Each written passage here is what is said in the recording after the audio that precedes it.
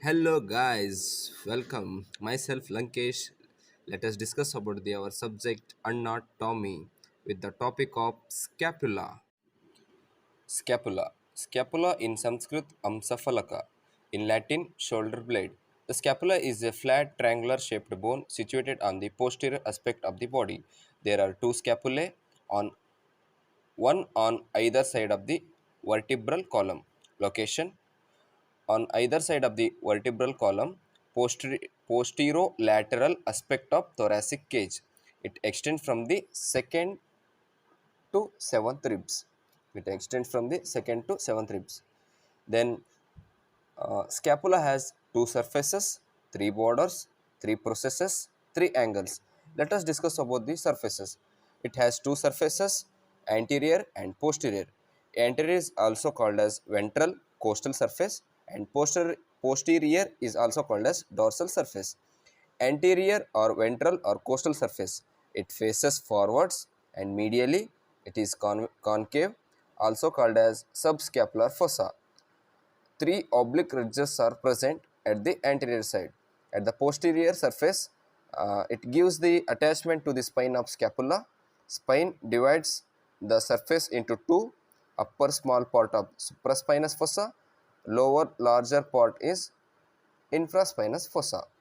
Let us discuss with the next, that is borders.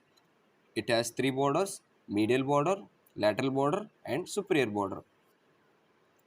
Let move towards the medial border.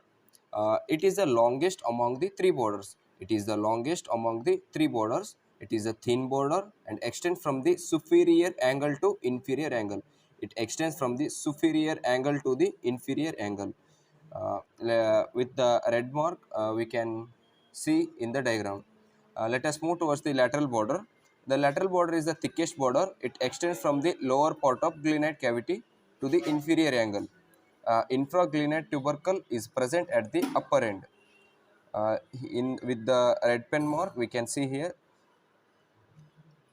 it extends from the lower part of the glenoid cavity, at the lower part of the glenoid cavity to the inferior angle, the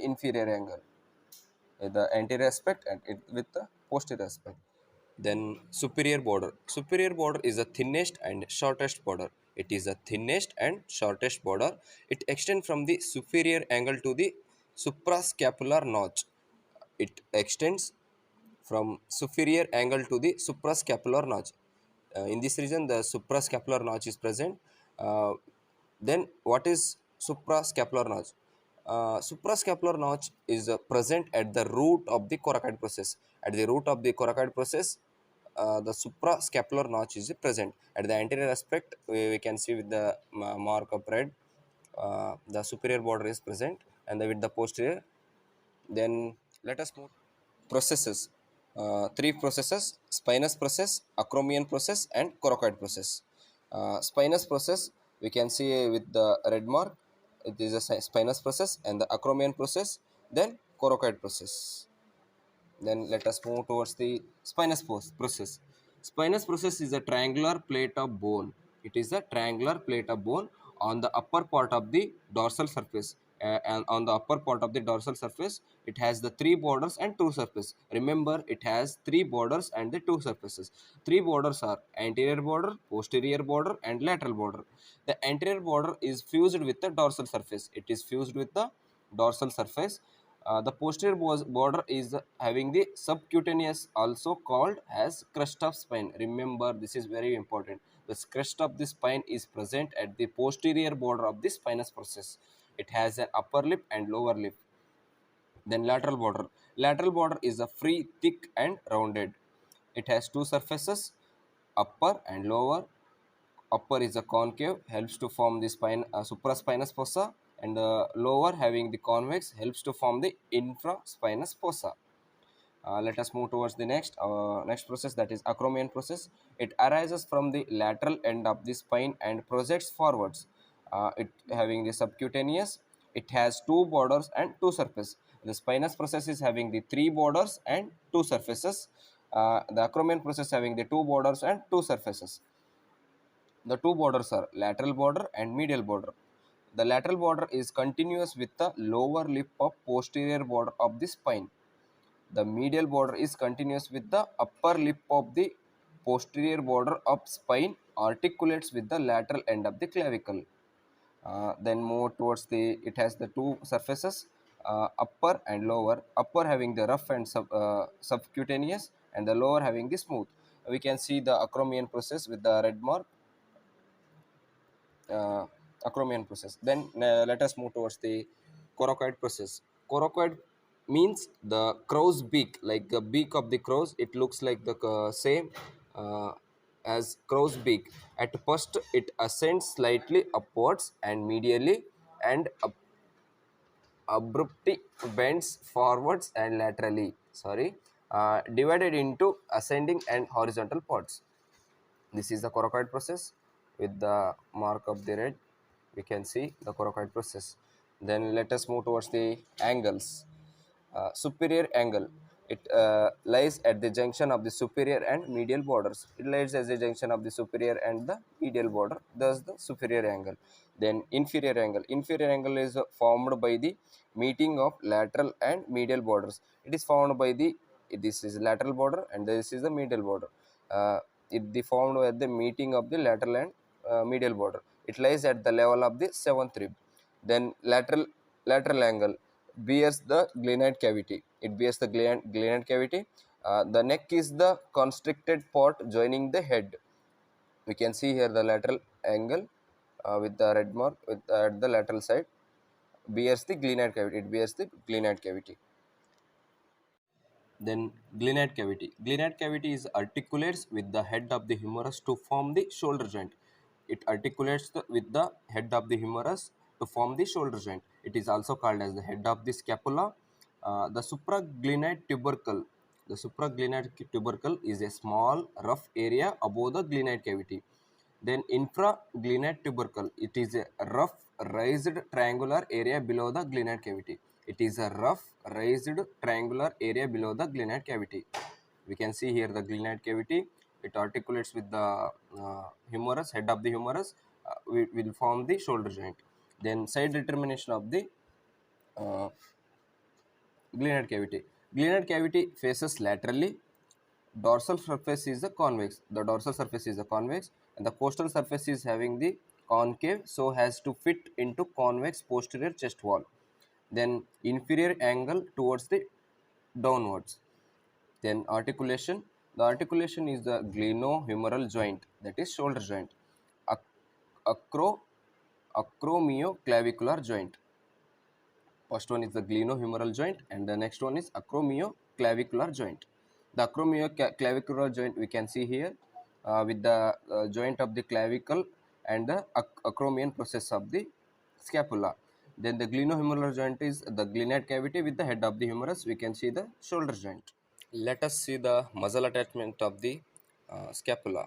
First one, the subscapularis. Subscapularis arises from the whole of the ventral surface of the scapula. It attaches to the lesser tubercle of the humerus and it internally rotates the arm. We can see here the subscapulary region. Then next muscle comes at the supraspinatus. The supraspinatus arises from the supraspinous fossa.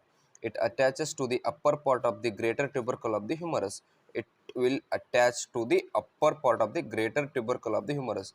The humerus having the two tubercles, that is the lesser tubercle and greater tubercle, but it attached to the upper part of the greater tubercle of the humerus. Then it abducts the arm.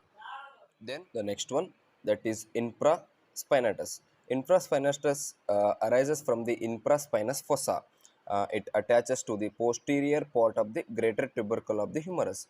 It will attaches the posterior part of the greater tubercle of the humerus. The supraspinatus will attach at the upper part of the greater tubercle of the humerus, but this infraspinatus will attach at the posterior part of the greater tubercle of the humerus. Then next comes the teres minor. Teres minor arises from the upper part of the scapula. It on the dorsal surface along the lateral border of the scapula. Then it attaches to the inferior part of the greater tubercle of the humerus. The posterior part of the greater tubercle of the humerus attachment by the infraspinatus, but teres minor having the at the inferior part of the greater tubercle of the humerus. We can see here the teres minor can be attachment, muscle attachment, we can see here with the red mark. Once again, the subscapularis, then supraspinatus, then infraspinatus, then teres minor.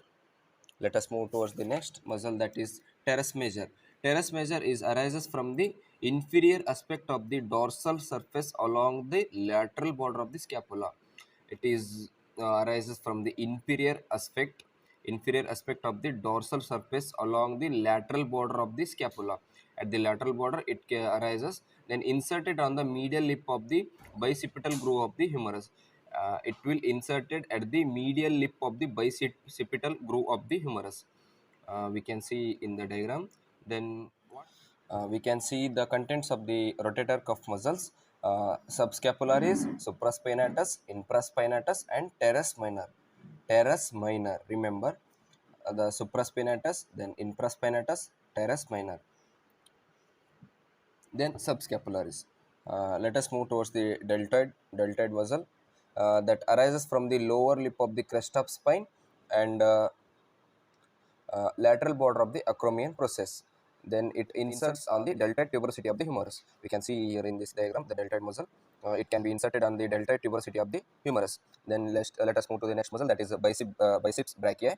Bicep brachia origin, the short head, it having the short head and long head. The short head is origin at the tip of the coracoid process of the scapula. Remember, at the tip of the coracoid process of the scapula, the short head of the bicep brachia will be origins. Long head from the supraglenoid tubercle of the scapula. The reason of the supraglenoid tubercle of the scapula, the long head can be origin. The insertion of these muscles at the tuberosity of the radius and fascia of forearm via bicipital aponeurosis. Via bicipital aponeurosis at the tuberosity of the radius and fascia of the forearm. We can see the long head and the short head of the bicep brachia in this diagram. Then we can move to the next muscle, that is triceps brachia. It is having the long heads in infraglenoid tubercle of scapula. Sorry, the tricep brachia having the long heads infraglenoid tubercle of the scapula. We can see the muscle, that tricep brachia, with having the coracobrachialis, and at the beside of the coracobrachialis with the tricep brachia we can see here the muscles. Then we can move towards the coracobrachialis. The coracobrachialis muscles can origin tip of the coracoid process of the scapula, at the tip of the coracoid process of the scapula. Then insertion towards the upper half of the medial surface of humerus. Upper half of medial surface of humerus, the coracobrachialis muscle insertion occurs. We can see here the muscle. Then inferior belly of homohyoid. The inferior belly of the homohyoid arises from the superior border near the suprascapular notch.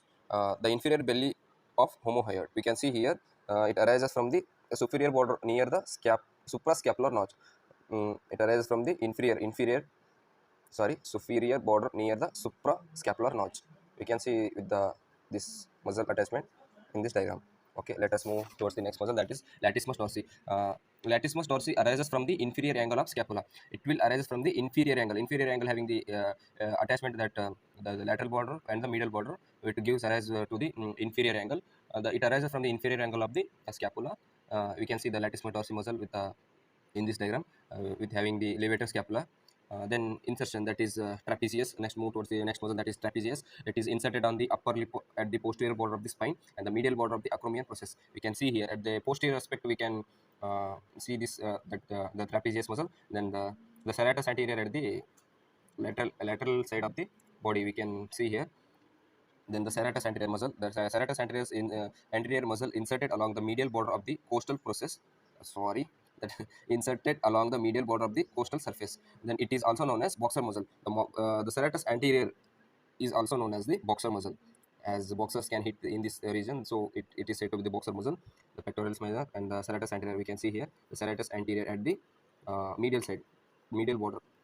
Then next comes towards the pectoralis minor, that origin at the third to fifth rib near the coastal cartilages. It arises from the third to fifth ribs of near the coastal cartilages. Its insertion is the medial border and the superior surface of the coracoid process of the scapula. And the pectoralis minor can be seen here the medial border and the superior surface of coracoid process of this scapula.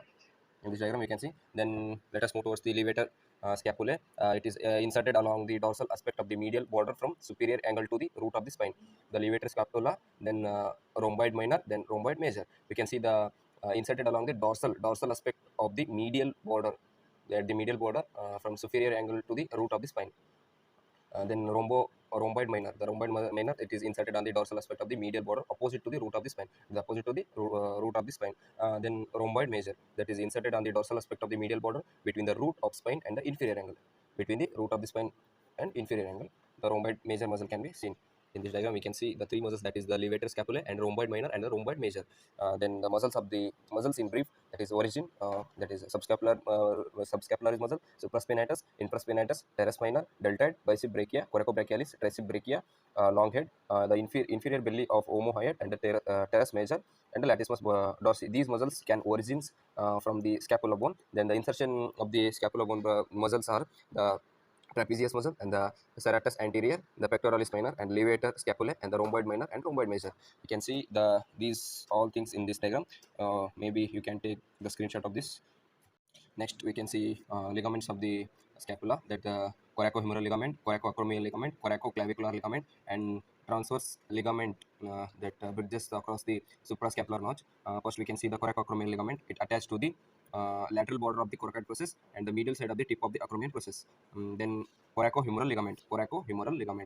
It is attached to the root of the coracoid process. At the root of the coracoid process, the coracohumeral ligament attached. Then the coracoclavicular ligament, it attached to the coracoid process, the trapezoid part on the superior aspect and the conoid part near to the root. The transverse ligament bridges across the suprascapular notch and converts it into a foramen which transmits the suprascapular nerve. This is important. Remember this one. The suprascapular nerve can be transmitted with the transverse ligament. The suprascapular vessels lies above the ligament. Then let us move to the next ligament, that is the sphenoglenoid ligament. The main bridge, the sphenoglenoid notch, the scapular vessels and the nerve passes deep to it. The artery and nerve, it passes in this ligament, the sphenoglenoid ligament. Let us move towards the then clinical anatomy. Winging of the scapula means the paralysis of the serratus anterior. That serratus anterior means that muscle, that the boxer muscles. The winging of the this muscle, that winging of the scapula means paralysis of the serratus anterior. The scaphoid scapula, the medial border of the bone becomes the undully prominent arm cannot be abducted beyond the 90 degree. It can be abducted. It cannot be abducted beyond the 90 degree. Then the scaphoid scapula is the development of the uh, abnormal in which the medial border is concave. Then let us move towards the ossification. That scapula ossifies from the one primary and the seven secondary centers. The primary center is near the glenoid cavity that develops at the 8th week development. Then the secondary centers that are coracoid process 1 to 5th year, that then coracoid process that 10th to 18th year. Then 2 for acromion process and glenoid cavity margin and the medial border and inferior angle. These are the ossification about the of ossification. Then the muscles from the coracoid process are bicep brachia, that is short head, and the coracobrachia, that is the tip of the coracoid process of the scapula. That's it about the scapula. You can see the diagrams which I have drawn in my notes. The general features of the right scapula with the costal surface, and the general features of the right scapula with the dorsal surface. Then the muscle attachments of the right scapula at the costal surface aspect, and the attachment of the right scapula at the dorsal aspect. Thank you.